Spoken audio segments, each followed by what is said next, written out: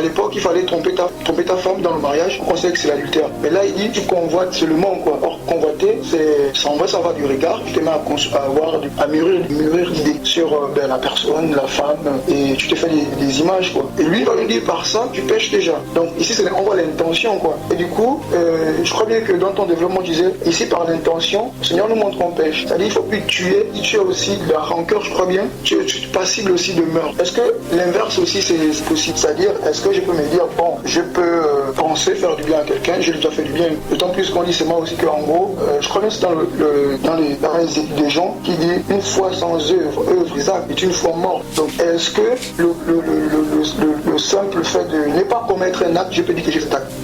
Ouais, c'est une très bonne question.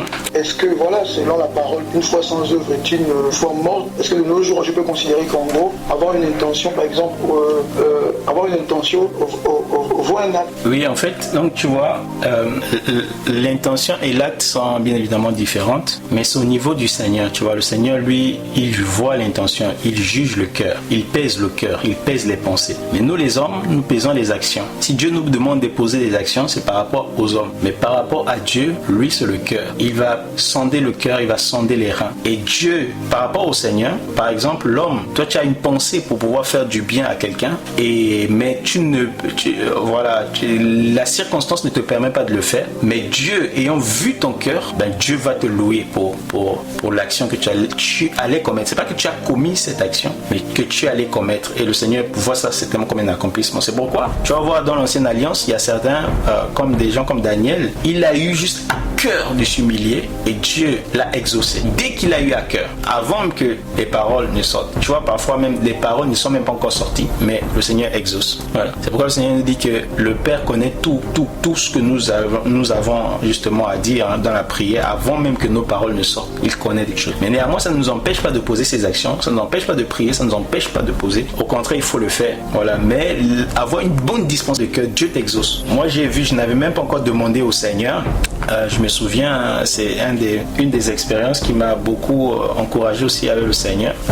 Je venais de me convertir, en tout cas, j'étais encore, on va dire, bien nouveau dans le domaine de la foi, mais pas d'expérience. Et là, le Seigneur, je vais m'appliquer justement à obéir au Seigneur et aller en assemblée et tout. Et comme j'avais des habits un peu bizarres à cette époque, que je m'étais débarrassé aussi. Et donc, il me restait qu'un pantalon là. J'avais un pantalon de tous les jours que j'allais en assemblée réuni avec les frères. Et ce pantalon-là avait déjà une petite égratignure hein, et ça s'est justement déchiré.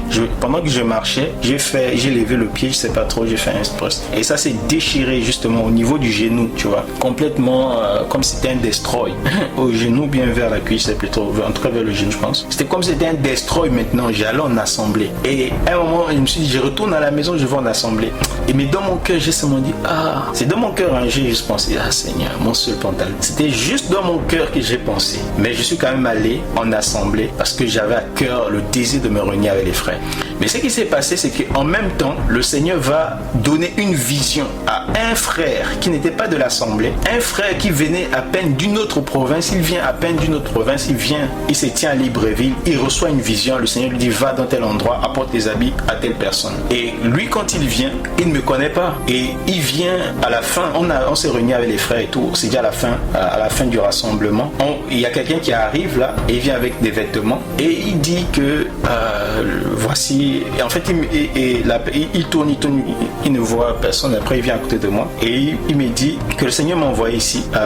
Il a eu une vision où le Seigneur lui a dit de venir donner des habits à quelqu'un, et il me dit, cette personne là, on dirait que c'est moi, et il me donne ces vêtements là, tu vois, et après le frère il disparaît, tu vois. Je ne l'ai même pas demandé, je n'ai pas demandé au Seigneur, je n'ai pas ouvert ma bouche pour prier par rapport à ce sujet, mais j'ai juste pensé, et le Seigneur justement m'a exaucé, tu vois. Donc ça, le Seigneur lui voit l'intention, il voit l'intention du cœur. C'est pourquoi quelqu'un peut même faire du bien, mais si son cœur, c'est pour ça que l'Écriture dit que si quelqu'un fait un acte, mais il n'a pas l'amour, ben ça ne sert à rien. C'est-à-dire que poser l'action, c'est une bonne chose, mais tu peux même poser une action bonne, mais Dieu voit que c'est mauvaise, tu vois. C'est pour ça le cœur, la base, l'intention, c'est important devant la face du Seigneur. Les hommes peuvent te louer.